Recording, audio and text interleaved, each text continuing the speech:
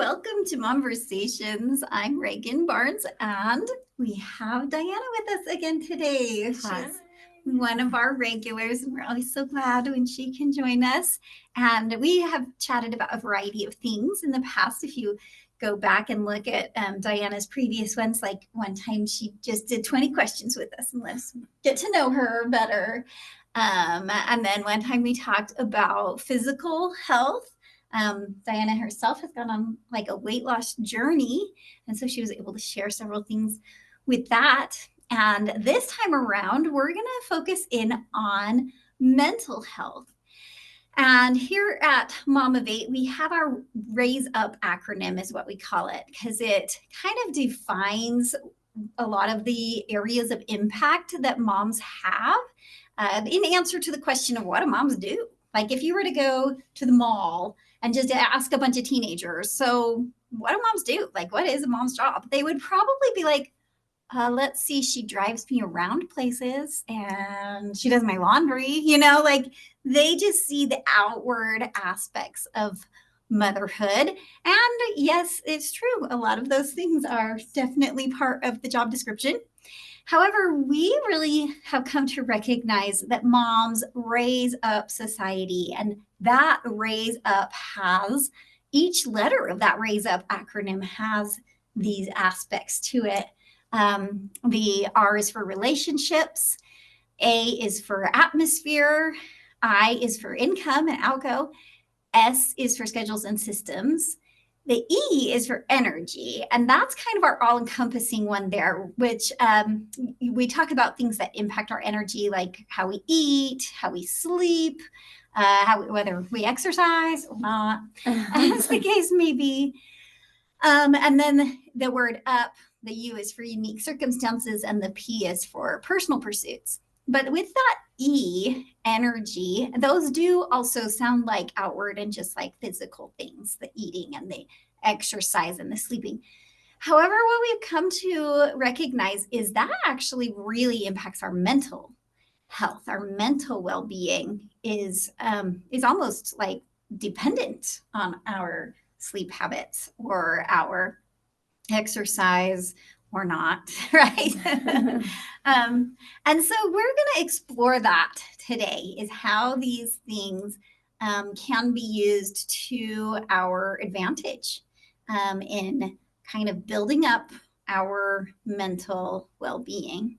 So I brought with us, and we'll be referring to it, Mom of Eight's list of keyword like principles that we use to help us as we just kind of delve in and give ourselves a study of these things. We've got several things, and we'll just keep ourselves busy talking through this as the podcast keeps going. So, but I did want to ask you, Diana, first.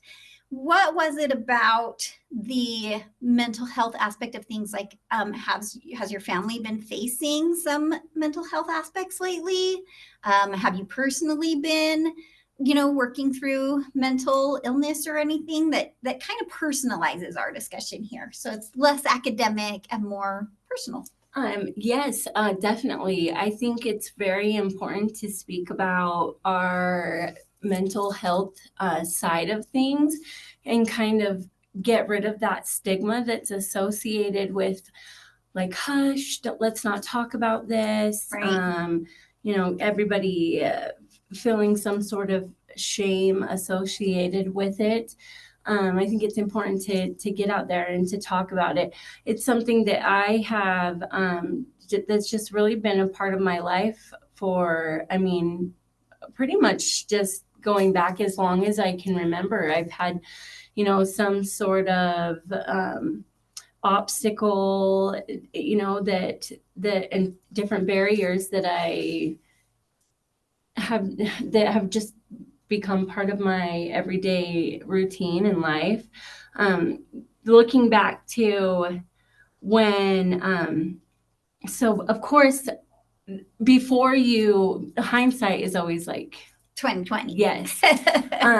There was a time in my life where And I feel awful to admit this because it's hit me right in the face and I've personally dealt with it now. But there was a time in my life where I did not think postpartum was real.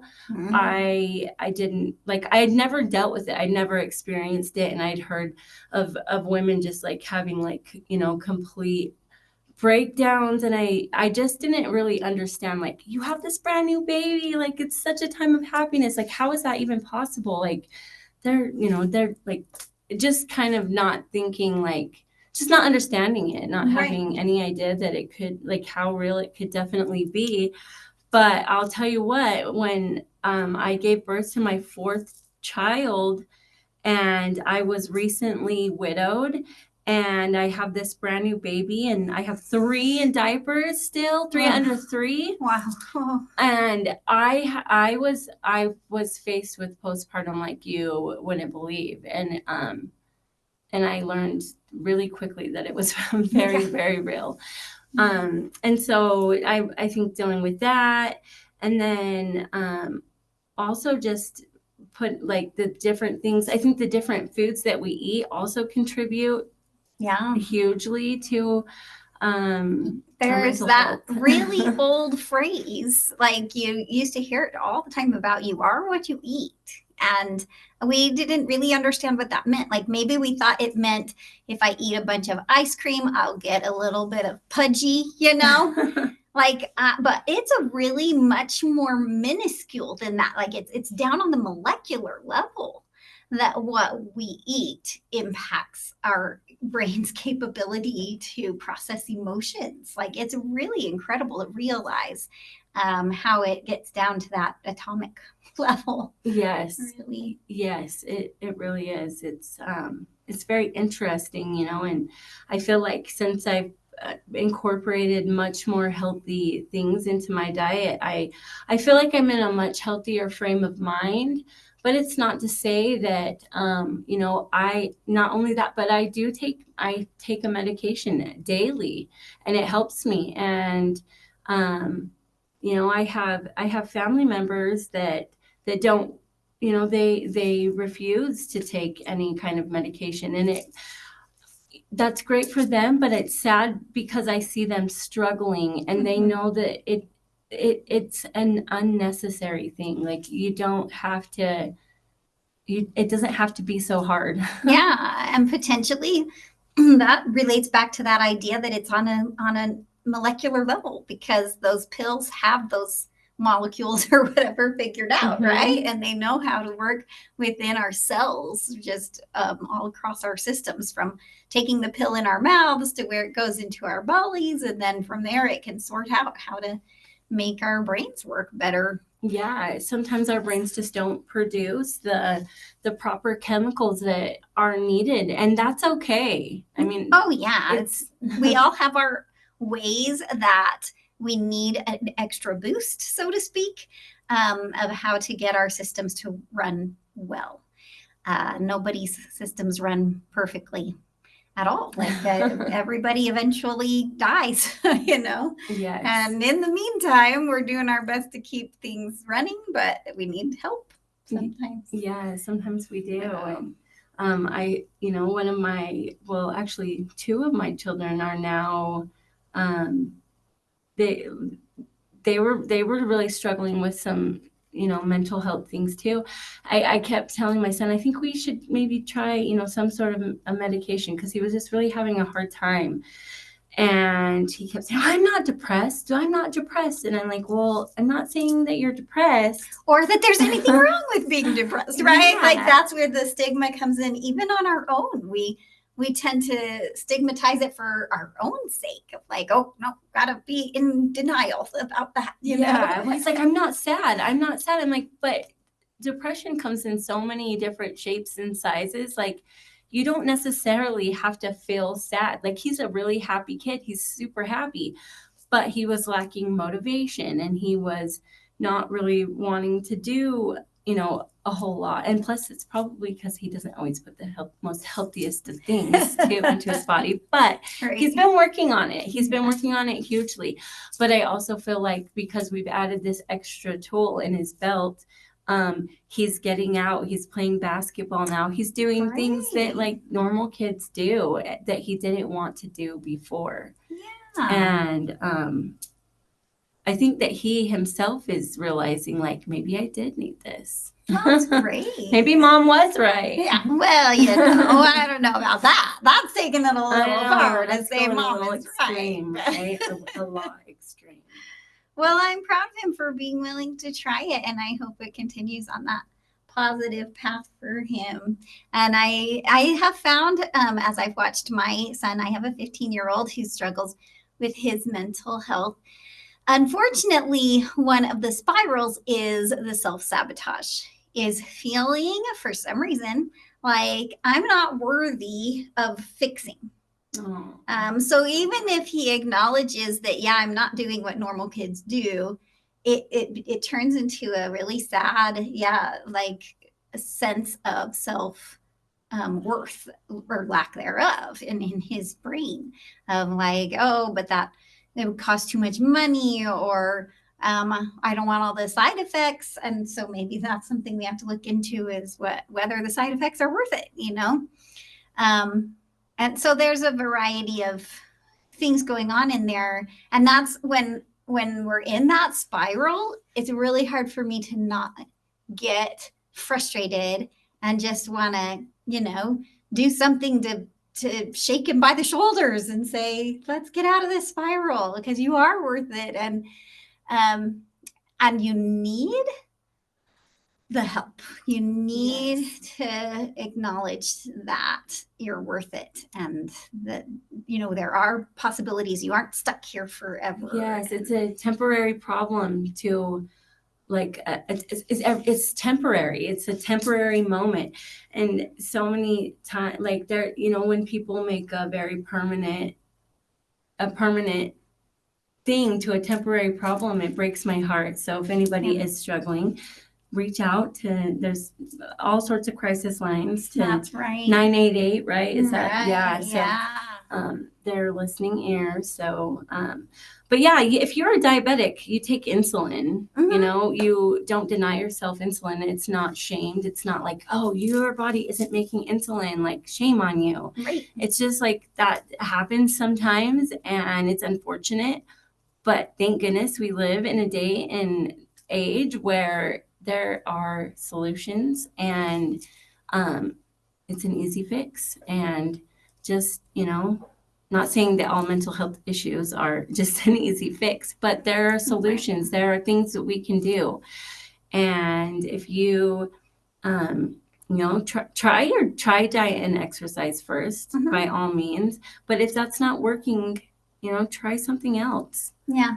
And I think that's one reason therapists are highly recommended, because they can watch and see, engage, and be accountability partners for you. And as you develop with them, they can kind of continue watching and get to the point of saying, actually, maybe it is best if we get a prescription going or something like that. Yes, absolutely.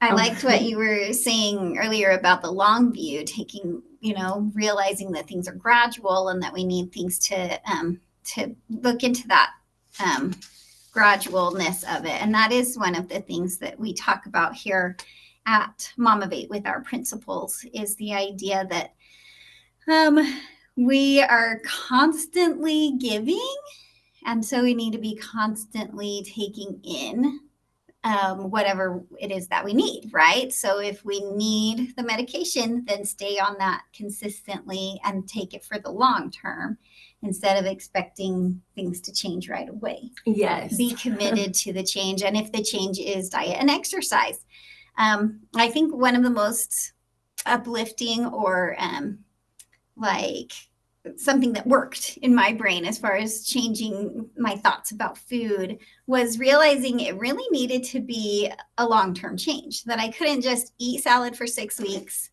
to lose a few pounds and then go back to eating what I actually like.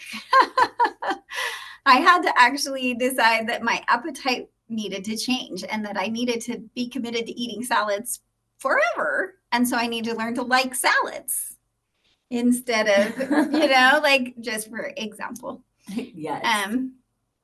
But that's, I think, part of what we need to, changing our attitude about, for instance, medication or whatever it is that we need to change our attitudes about in case it does become a long-term thing. Yes. And even if you, just because you might have this little stepping stool today, or if your child does, it doesn't mean, my child's doctor was saying sometimes when they're young enough, like it can help them get over whatever little hurdle it is, so that way when they reach adulthood, it isn't needed any longer. Brains are always ever changing and developing, and yeah, definitely. Because I had a little bit of stigma too, because I was like, I don't want to put my kids on any medication. Like, I don't want to do that to them. I don't want them to have to be reliant or dependent on a pill. But then I'm like, well, I'm reliant and dependent on a pill. Like, what does that say about me? It's like, well, wait, nothing.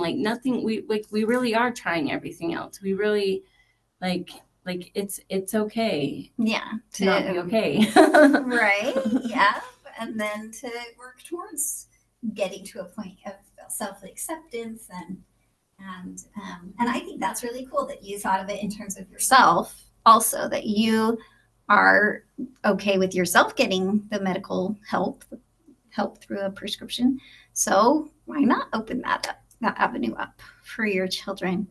And that can help them then. It's like you're setting the example, you're modeling habits and attitudes that they can absorb and follow, and avoid negativity towards ourselves. Yes, it's so important to have that positive self-talk.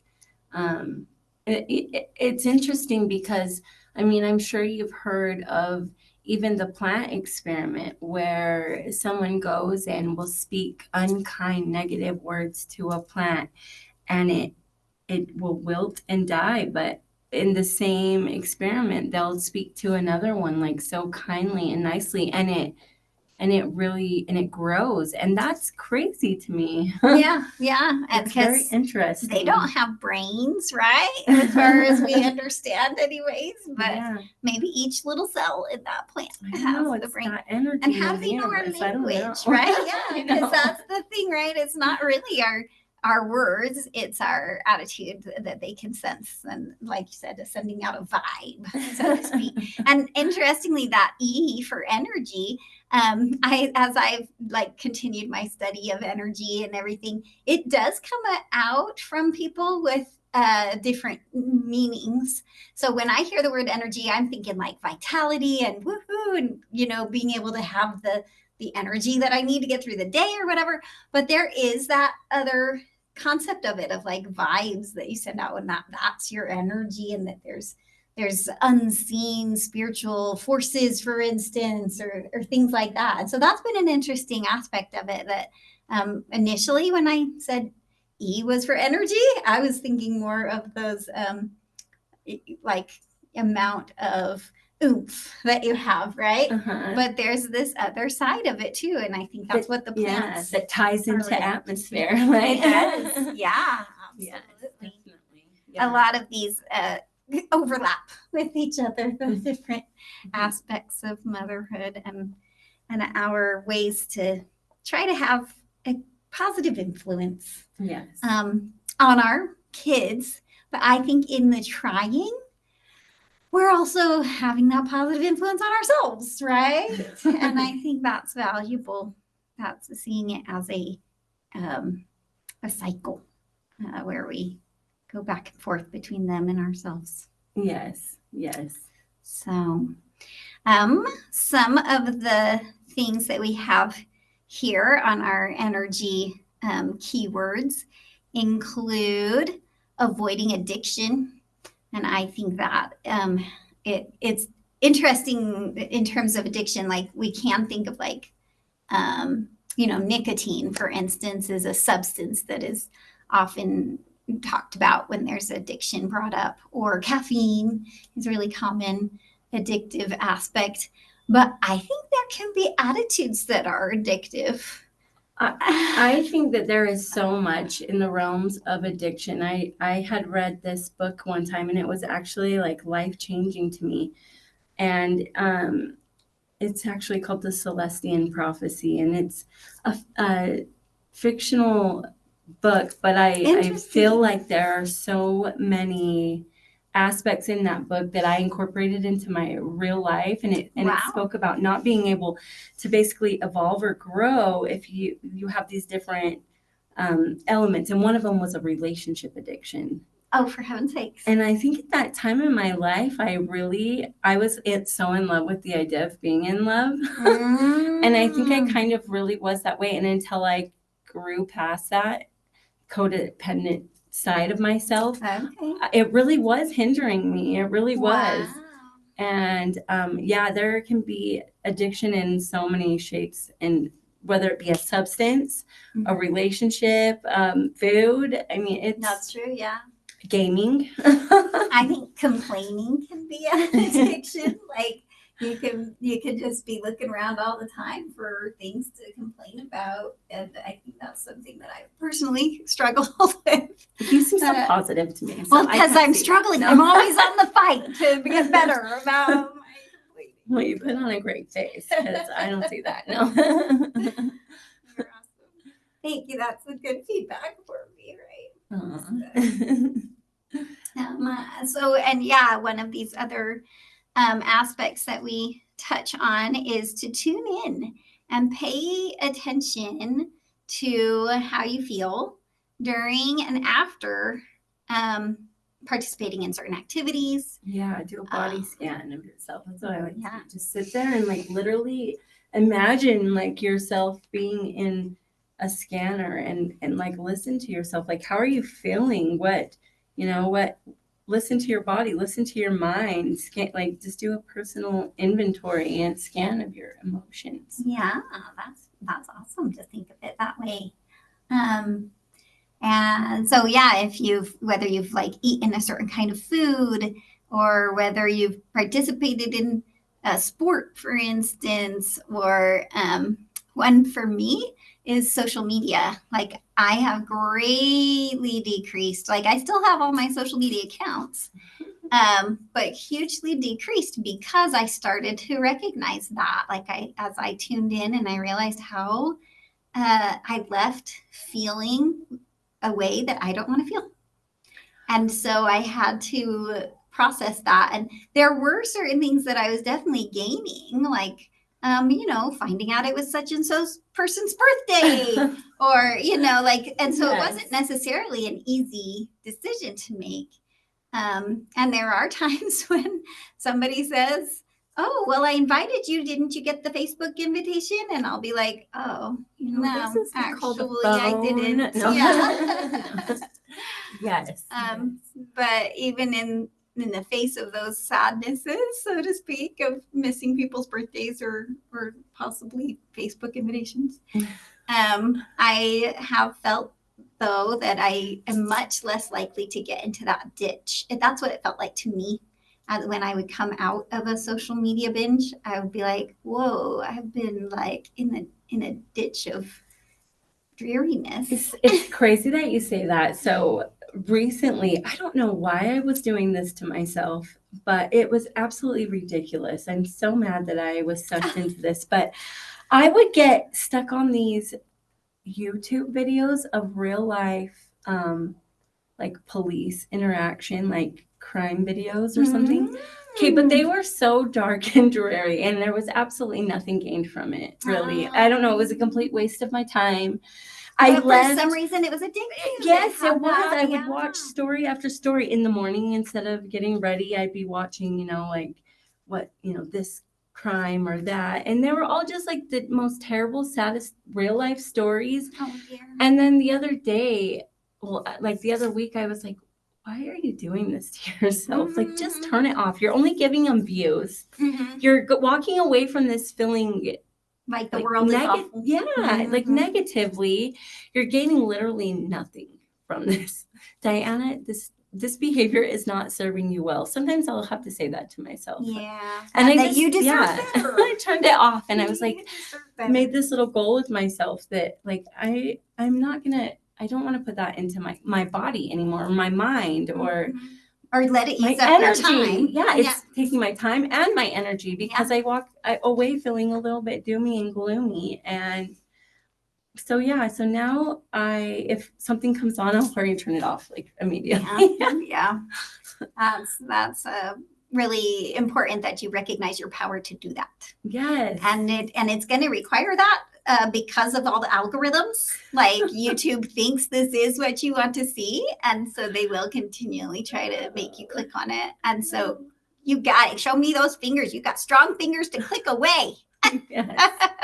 Be smart. Don't do it. Yeah. Yeah. There you go. Well, I think we've had a really good conversation today to discuss a few different aspects of energy and how our mental health is a form of energy that we can be conscientious about and be aware and take steps to improve. And that those steps can include things like prescriptions, and that we don't have to be ashamed of anything, even the clicking on the police shows or whatever. It's not, there's a difference between being ashamed of it and continuing to do it, and then just getting this sensation of what we might label shame, but then using that as our impetus to get away from it. Yeah, building block, stepping stool. Yes. And just deciding for ourselves, this isn't what I want for myself. I need that time. I need that mental energy for other things. And so off it goes. Yeah. Is this behavior serving you? Yes or no? Right. And if it isn't, just change it. Make some changes.